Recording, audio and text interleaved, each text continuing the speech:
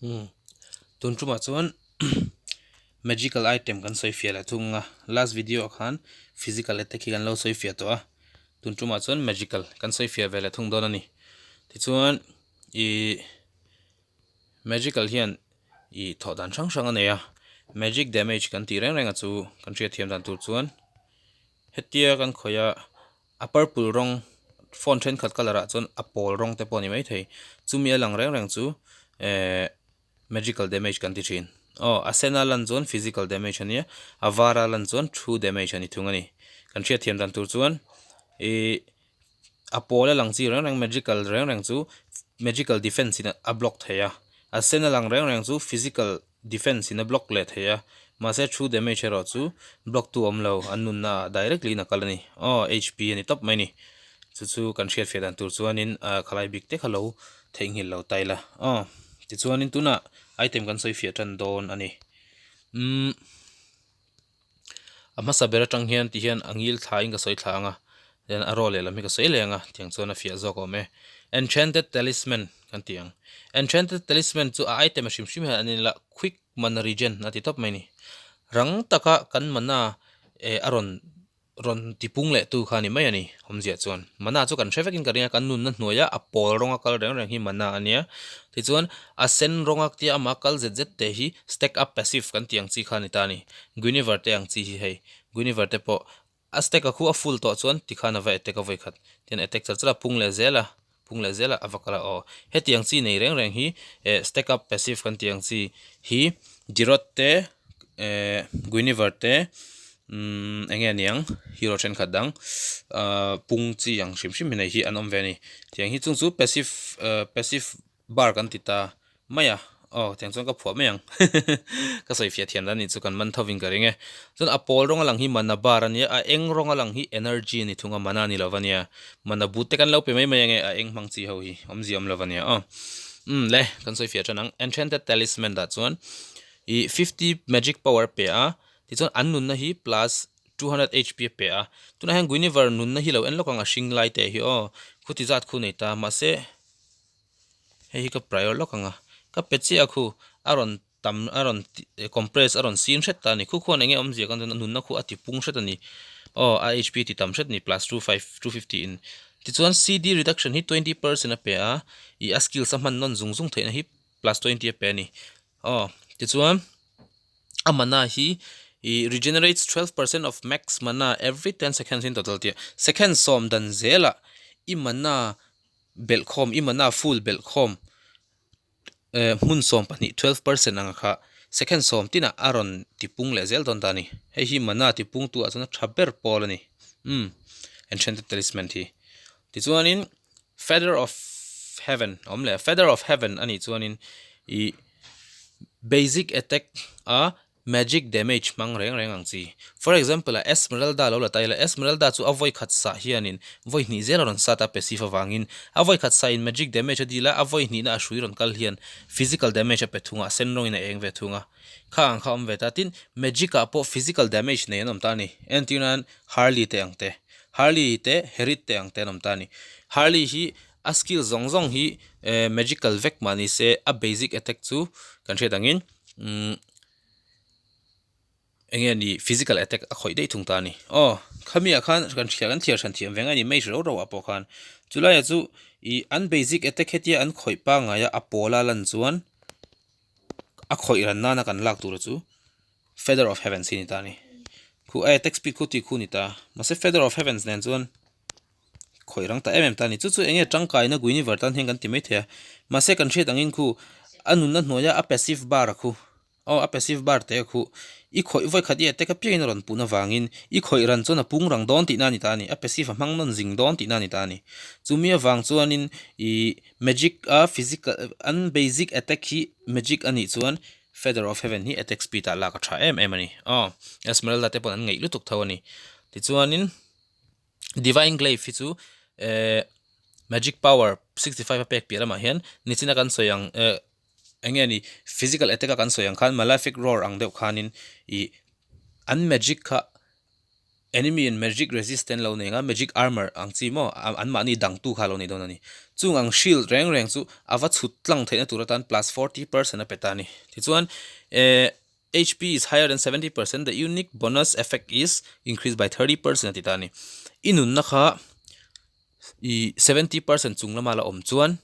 plus 40 magic penetration hi plus 70 magic penetration achhuak saudon ani chu so try mai tani ti chuan concentrated energy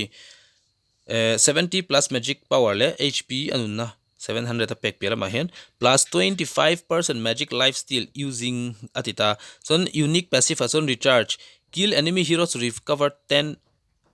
HP titani enemy I tha apiang khan inun na kha miswali tha piang khan inun na kha 10% in aron tipung le hluayanga chumi pia lama chuan iwa khoi na shim khan plus 25 magic lifesteal petani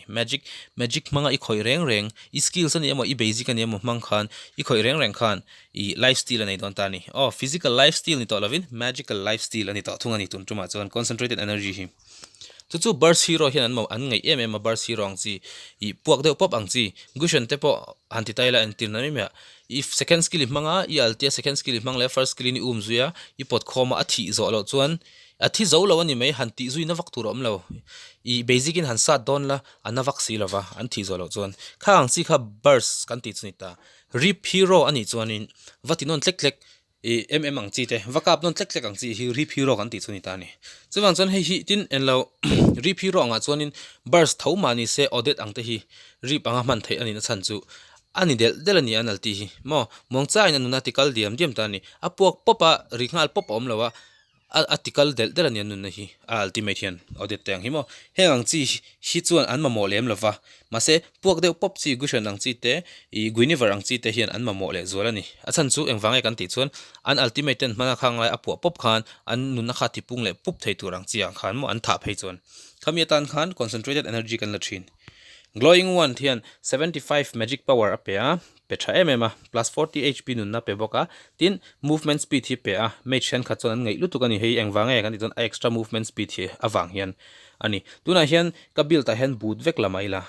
ka boot ma saber chi kha movement speed la don awangin boot dang jong kha chu pek law ang thlap ani don chuwang chonin khamia wang khan boot pahnih lak pathum lak khan omji nei vak lawat lan chak thu la kha chon engani escape nan khan mo chumia chuanin apui don ni hemi plus movement speed hian tin skills damage will burn the target 3 seconds dealing 1% of the target's max HP as magic damage per second atitani chu enge kan ti chuan a skills a man reng a basic nilo a skills a man reng a mi va khoi fu khan enemy kha second thum chung akang don chu engti enge kan akan don kan zon anunna total atanga 1% angzel kha engeni akang don ni misol kha ti chuanin damaging the same target multiple times with a short duration can increase this damage to 2.5% at most atitani kha miswal nga ya kha I khoi non tlek tleka hun reilo te chung mo hun reilo te chung I khoi non tlek chuan a damage kha 1% atang khan 2.5 mo asang bera 2.5 thlengin a khoi na theita ni chu enge ni a person lo zong in engeni a red zong a chut phei chuan 10 damage minimum atlem bera 10 damage at petani glowing one thi item hi atloma a khoina a tha thoni anma ni al extra hi thi zo lo de te hi an la lum ve thak theini hi ti zong clock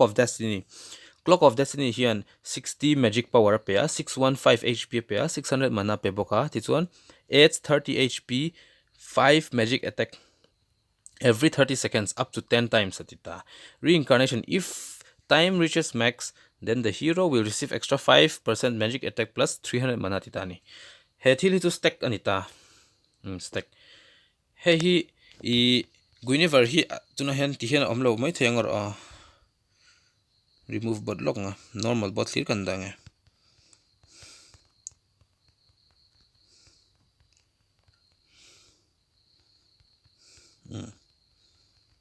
that zena nga jungle hi kan la lock nga clock of destiny hi tangkai do mai ne anun na hi guiniver te ang pe chu anun na hi tlem emema thokat lai kaja andon rive andon nerf ma de kha chuanin kaja level 1 ro kaja first skill hian guiniver hi anun na chan ve item la hok theni chu tuna hian hei pakhata instack che ta ni he pakhat a instack hi voice som thlenga instack thaya voice som in stack kling to chuan he item hian a pek a chu 300 mana pek bel baka extra 5% magic attack a petelani tin I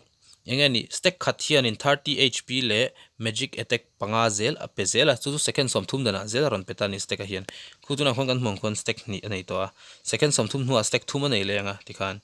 stack som thlenga nei theita ni chu stack som chuan in a magic attack atina tial tiala ama atikhal tial tiala anuna petam tial tiala tin amana atitam tial tial bokani chu a combination pon akina kala sailang clock of destiny hi chu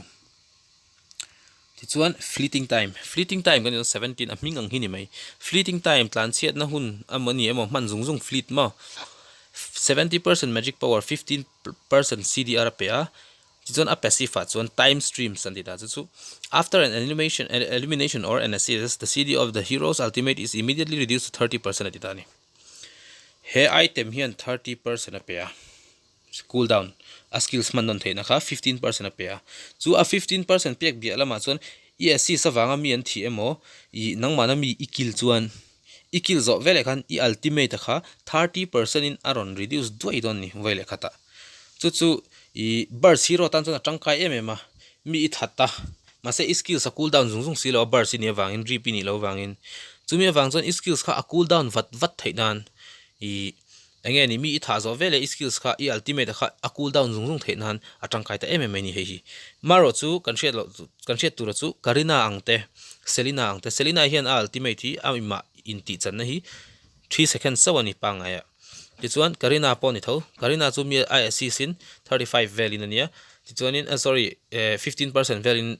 a reduce tichuan mi a thain 35% value a reduce le khawang kanin an mani hero passive a tel to sa awangin Karina le Selina hi pek mi alo tur fleeting time pek chon an nui zat meng chamin chuan chon fleeting time pe ka mule zeu thina Karina te ang lo tengte chuan chon omje chu fleeting time chon I ultimate I alti I man non zung theina turata na apui che wangin I hero alti tam angeni alti cooldown tam ang chi at last kan ti tengka te po hianin I pek theidan te po maro chu tool ber lawa maro chu ultimate man non zung theinan chuan he item hi a tha em ani Genius 1 dot lea Genius 1 on 75 magic power pets 5% movement speed pe box physical penetration mo iwa chutlang theina an shield wa chutlang theina 15 plus pe boka dealing damage to enemy heroes will reduce 3 to 10 points of their magic defense at boka scales with level ala tizuya enemy kha an level azirin nangma level azir point I enemy kha an shield kha iwa paisa kani 3 to 10 points ang vel khaiwa paisa tani chu ana sa em mani plus 8 rigot po hi a plus ne mani ni na taka chuan kan chu chen chuan in this effect lasts 2 second ni chunga tan stack up to 3 times voi thuma stack thaya voi thuma khol thei boka chu I khalaya kha nge ni a thaveni zo passive khamo an mani shield antina athina shield temo oracle temo lo nei vio magic resistance lo nei vio khami kha nge second thuma ta na point thuma tanga point sob in card leka iva reduce sak thei chuan nangma mai ni lovin ipol te khan an ham that pui don ani chu lai chu tengkhal le u chuaka phei chun heng hi pek chi nei chu Winter Trankian to 60 plus magic power pair, 25 physical defense pair, 400 HP pair, physical attack, wind of nature kan tiang de khana thoka. Amaro chu kan man chung hian wind of nature chu kan che theya. Mase hemi ero chu kan che theilo thung ta ni kan pechinang Tuna hian I attack taret chungai luta, I alti meka misual taret chunga. I alti zawa misuali thata. Chon tlan chona tur skill sila nei lo skills a cooldown meka taret ina that mai don che khami chunga khan han mangkeula. Skills alo cooldown mananga itlan chok man thei tiang kha omveta ni tin enemy nen beilai che poya tlan chok man thei he hian cooldown his 100 nei thung winter trankian hi athat na chu Natalia in ron be thut che sela I mangde anga I attack kha immune vek don engmai ti theilawa ani pon engmai chunga ti theilo team fight ate hena tangkai emema Alice angte henan mangtaila lifesteal anita a lifesteal lai takin hei hian mangkeula an khoina theilo che ma se nang chon anun nei hip char thei thung kha engeni eko athat ve na memadi necklace of durance su atho dana chuan headline ni sina kan soyang deuh khan C Hailberg ang chau hian a thok ve thawani hero hi chu adang engeni kan selok nga necklace of durance hi magic khautan mage te support te hian lakna chang hiang u engtika mo kan ti chon enemy in Esmeralda an nei te Hanabian nei te Alucard an nei te engeniang Uranus an nei angte heng ang regen type hero reng an nun na tipung le thei hero ang chi reng emo lifesteal emo an nei reng hian he item hi support emo mage she hian lak na chang kan thelo thina earlier lak ngei tur chu nge chan kan ti chun earlier tang kan chu 5% CD a pe che a 60 pe bok che magic lifesteal a pe bok che a ti chuanin he han en lokang o tuna hian ka pa khu achunga laugh x om ve ta ni engeni physical attack mi si helbra kang che khan hei chu wang khumia lan chung chu kan soyang khan recall bula regen ti hi press ma se anu na pung don lo reng mai ni hemi alan chung hi chon chu wang ni attack char phe chana lang char mai don ni ku oh chu wang in I alucard ang chi te ruby kan ti ang chi te I lifesteal thalutuk ang anil emo anu na ti pung chak regenerate chak lutuk ang chi anga khan an nei chuan enemy anom chuan lak ngei tur hei in shil non ngai lo vian I shet ve ngal nal tur enemy in esmeralda nei lifesteal king an nei mo king of lifesteal an nei dirot an nei lifesteal thalutuk ang chi physical ang chi an nei kan share kur ma se lak na chang kan shet lo thin ani he item hian heng lifesteal nei tha zong hi account rani tin I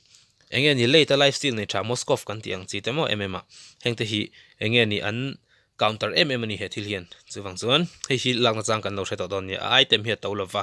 I khatiang kha enemy an om chon later inbuilt boy ngai lovin early tangin la ngal pop maila apoina am lo reng ani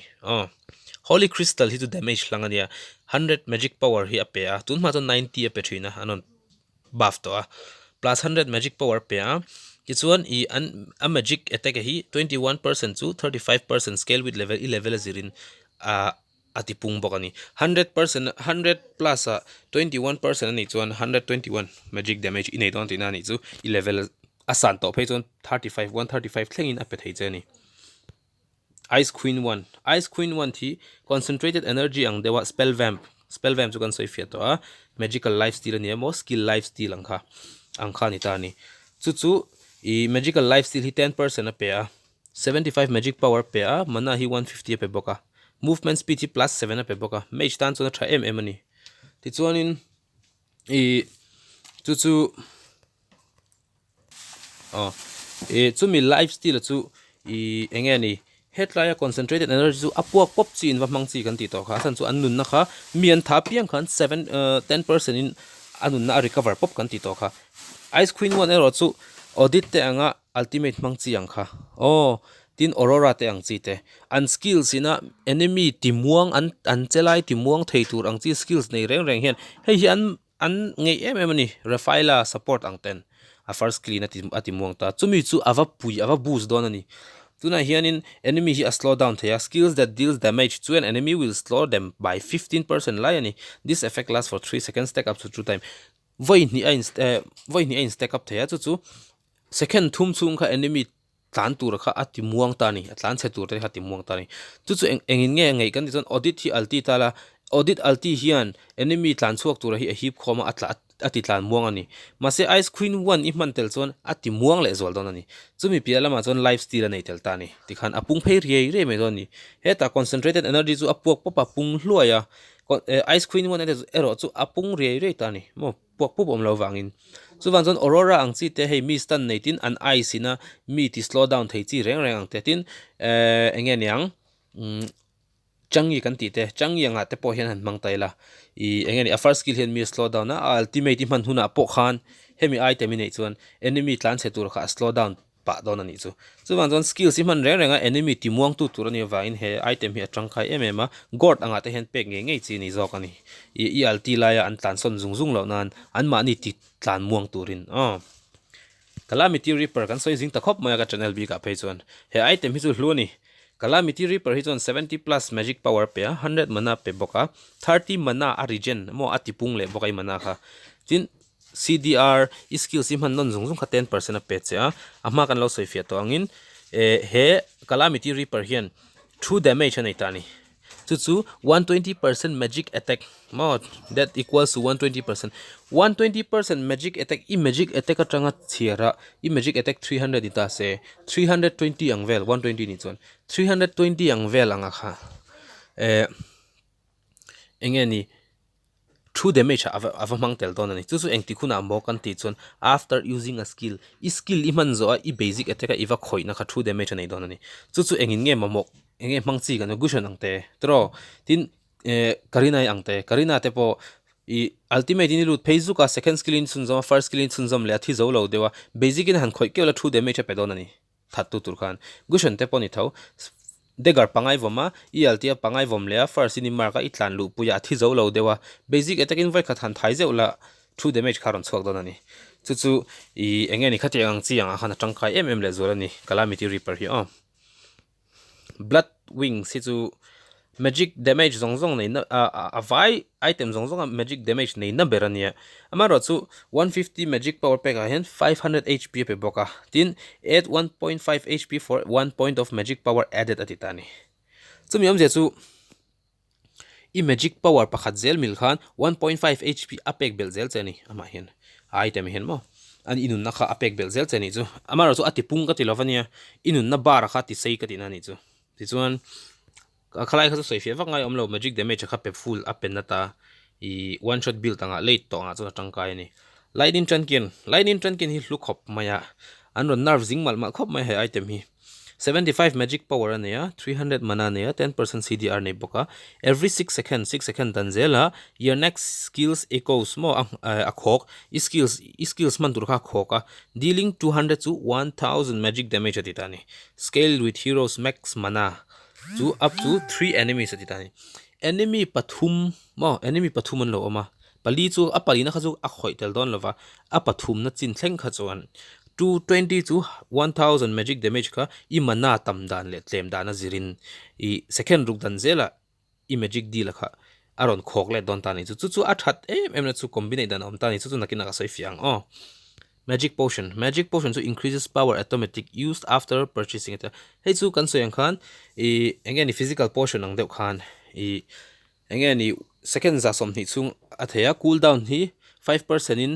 apui boka ti chuan magic power 30 pe bok hey chu late game kan late lang puing ga ring tro tuna item combination kan soyang item combination a chuan I hero mana kha skills man non zung ngai chi rip type lo ni ta se enchanted talisman engin nge ma mo kan ti chuan vexana te angte CCN ne ni a first skill ma se CC kha man non zung theina na ma mo ni chu first item a helo la ta angla ti chuan vamp a chuan hei lo la ta la an ma ni slow down turin ti chuan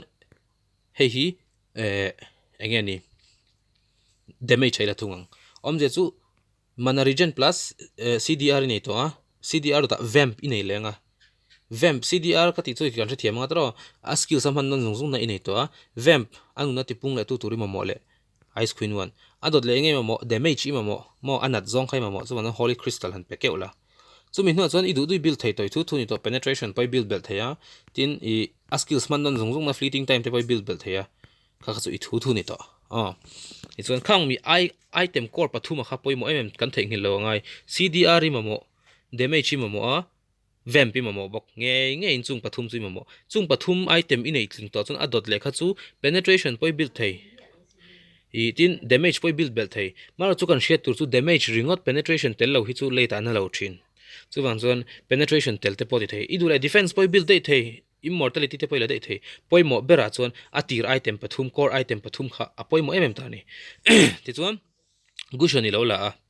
hei ka sei lo kang gushoni lo la a CDR calamity reaper pe a vamp concentrated energy pele a damage holy crystal pe a CDR pui tur chain fleeting time pele a ti chuan lei tak taka chuan blood wings emo enemy lifesteal lo thatol duk angte necklace of durance pe emo defense in pe dei thei tin winter tran ken te po imang thei I thu amaro chu gushon hi kan shet tur chu build dan tricky de pakhat om bok chu lollipop build khana build thei tani lollipop build hi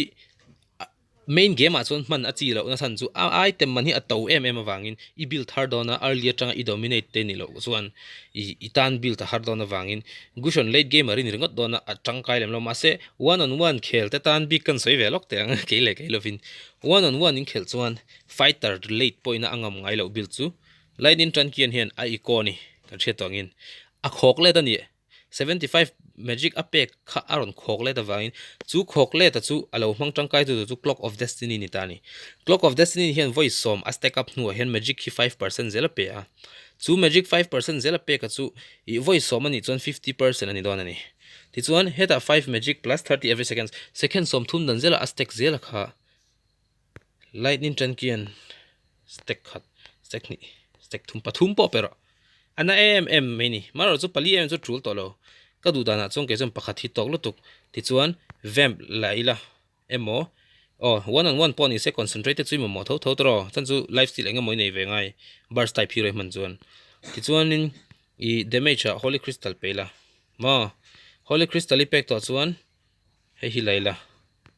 he tiringot po hian fighter chuan ngam lo to mai ni chuan le e du le penetration te pela mo khumi build khuan hemi ina a eco passive kha heing zong magic damage kha he hian a khok le don ani chi chuan hem zong I magic damage nei akha low multiplier tu ra tan chuan clock of destiny I nei ta ni clock of destiny hian I magic nei ho hi power ho hi a multiply anga chu a multiply piam chu he hian lo khok le tanga anna em mai ni chu an chuan hei hi one on one a chuan cushion te kan lo hmang ani lo chuan fighter an nei si chuan enemy in enge ni kan in build chung kan in ngak ro taret te kan in khoi sak ro ni chuan hei hi leita tan po cushion chu man tlak reng ani hian an ho a combination hi kan ti man ngai lo 5 kan voma alti kan luta 5 kan vom chuan thi fel man reng farsa kan mark kan tlan lu le ma hin an thi fel nge chu defense an nei thale ni lo chuan chu wang chuan he build hi a tha matin mage rip mage ka mangna sa ani for example lunox ang chi te a hian ka mangna sa ni he build hi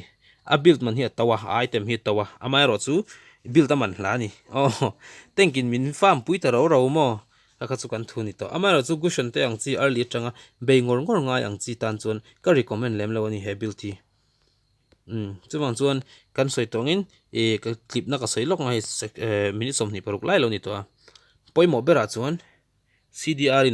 inei to cdr inei to chuan vamp inei mo enga mo zok vamp inuna tipung le turi nei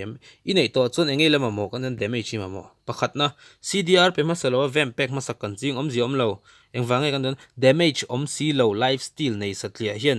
mi life hi a steal tak lo lifesteal lir pathum ai chuan lifesteal pakhat le damage pahni hian lifesteal anei thazok de ani chuwang chuan lifesteal hi pek masak atul lova cdr I pe nga chu chuan magic power tlem lo neyang ti chuan I vamp khan magic power ani boka chu mi in bel khom chuan I vamp kharon chhor thei don chawani chu wangna masabera cdr nei en la inei zo vamp nei en le la dota damage nei to chuan penetration le defense ngei ma mo enge kha chu thu enge damage dang ima mo bel le zok kha chu nang ma thu build dan ani to ani chu wang chuan in khang core item te kha ke manin kan lo hriat fia tin kan items ya hi kan hriat chen hi poimoni item hriat chiang lo chulai chuan in magic a chuan lifesteal regen reng counter tu chu necklace of durance ani chuwang chuan helai hi kan thei ngil lo apoimo khop mai attack ve thunga chuan sea hellberg ani sea hellberg hi kan build zo thei lo item hi a tawlu tu kan I tak le all equipment sa kan lu tanga hemi chau po hian a counter deadly blade chau po hian a counter ngalani sea hellberg build on pon deadly blade hi kan build thawang ai wangin sea hellberg hi 2115 gold ani sia I build dai don lawai hriat tak ngel chuan deadly blade hi la tok mai hete hi chu 1080 gold chawani khalai kha chu I loin manage don ni khami te kha magic item bi ka kan soi fia chu ni ro se simple mode ka manga tu na khan all equip mode pon kan mang thei for example me maya nakina chuan he hi build du a mase he thil hian mana regen a pesi lo che mana regen ima mo tho chuan all equipment alut la hemi hi pahni valei ke ula magic necklace hi pahni ilei to chuan hemi item hi prioritize alut la ti chuan hemi item siam na turata na ima mo chau hi asira henron lang don ani I build zo to chuan item danga I du le khan du le la prioritize ti le la hemi item ron chuak na turata na ima mo ho te chau hi asira henron langa ilei popupang chulai chu item hi ma ania prioritize kan thiam hi poimo hle ani khate kha magic bi ka chuan du to khang galom lu to ke